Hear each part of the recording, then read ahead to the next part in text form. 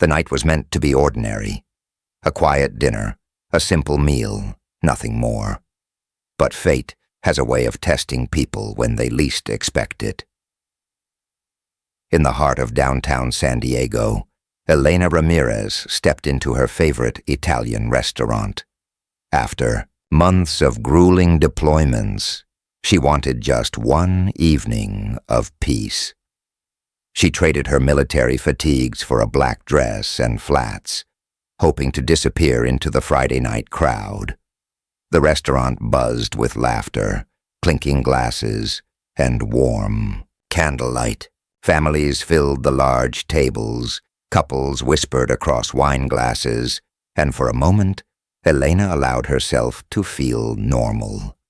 She chose a corner booth, one that offered a clear view of the entire room. Old habits never died. She ordered chicken, parmesan, her favorite, and tried to melt into the ambiance. But peace has a way of shattering. At the bar, 3 men in tailored suits grew louder with each drink. Their expensive watches and polished shoes painted success. But their behavior exposed something rotten. Empty bottles littered the counter. Their crude remarks about women cut through the soft hum of the restaurant, drawing uncomfortable glances from nearby tables. The staff looked uneasy, too intimidated to act. Elena's instincts sharpened. She told herself to stay out of it, to just enjoy her meal.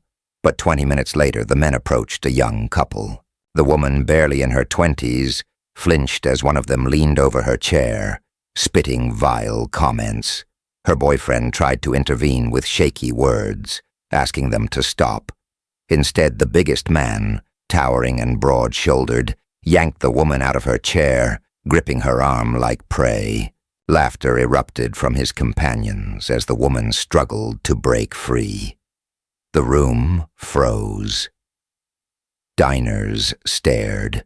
The staff retreated behind the counter, whispering into the phone for police. But Elena knew backup wouldn't arrive in time.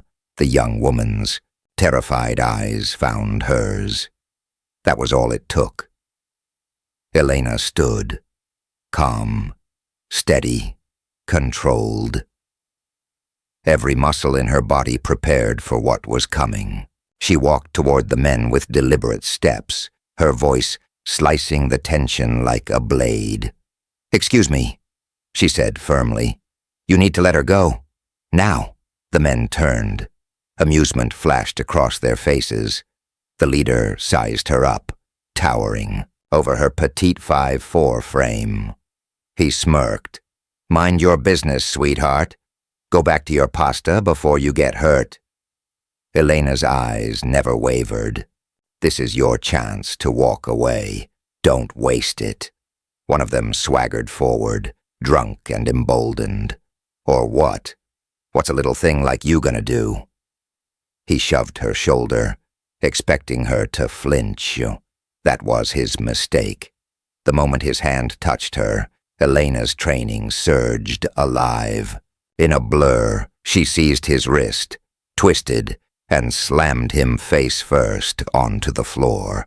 The thud echoed across the room, silencing everything. The leader lunged, fists raised. He was massive, but clumsy. She sidestepped, pivoted, and drove a precise strike into his neck. His body collapsed into an empty table, dishes shattering as he crashed down. The third man panicked, sprinting toward the exit. Elena was already there. With a swift redirection of his momentum, she flipped him flat onto the floor. 15 seconds. That's all it took. 3 men, loud, arrogant, and dangerous, lay groaning, scattered across the restaurant floor. Gasps filled the room. Some diners pulled out phones, recording what they had just witnessed. Others sat frozen, barely believing their eyes. Elena checked on the young couple. The girl trembled but was unharmed, Her boyfriend stared in shock. "You're safe now," Elena assured them, her voice calm again, as though nothing extraordinary had happened. The manager rushed over, pale and nervous. "Miss, I need to call the police. Violence like this—" "Please do," Elena interrupted evenly. "These men assaulted others. I used only what was necessary to stop them." The leader groaned, clutching his ribs. "She attacked us. We were just talking," and she snapped. But witnesses rose in her defense. An elderly man stood. "That's a lie. They harassed people all night. This woman saved that young girl." A mother dining nearby added, "My daughter was afraid to walk to the bathroom because of them. She's a hero." The men's desperate story crumbled as voices rose against them. By the time sirens wailed outside, the truth was undeniable. 3 officers entered, led by veteran cop Detective Maria Lopez. She scanned the wreckage, broken glass, overturned chairs, 3 battered men. Her gaze landed on Elena, standing calmly with her hands at her sides, not the typical instigator. "Someone explain," Lopez demanded. The ringleader pointed wildly at Elena. "That's her. She's dangerous. She attacked us out of nowhere." His companions chimed in, whining about broken wrists and bruises. Lopez eyed them skeptically, then turned to Elena. "And your version?"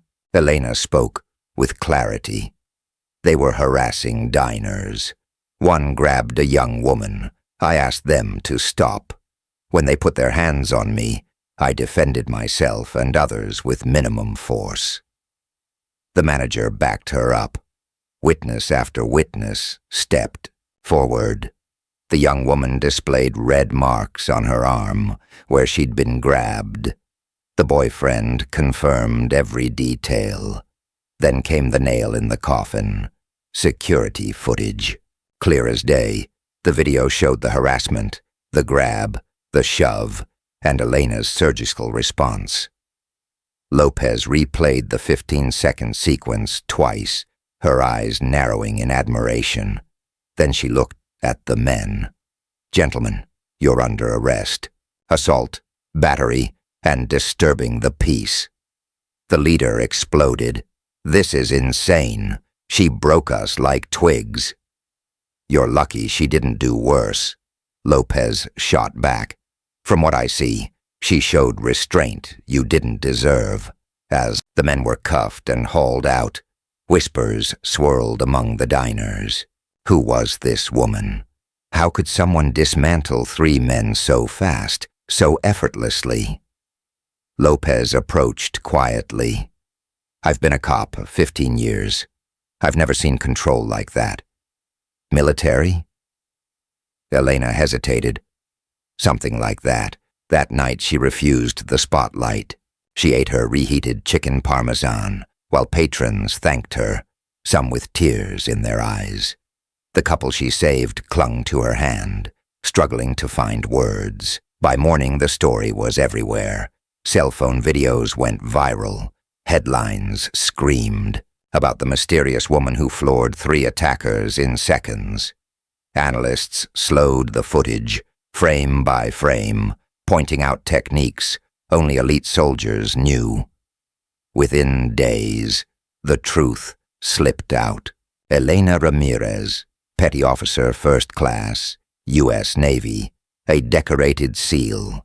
The revelation ignited a firestorm. Recruiters reported record calls from young women inspired by her. Veterans praised her restraint.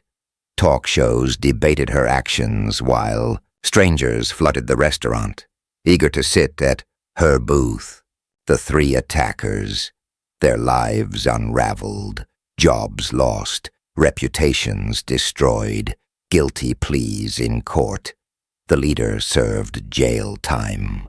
The others endured probation, community service, and the humiliation of being remembered not as successful professionals, but as the cowards who were dismantled in seconds by a woman half their size.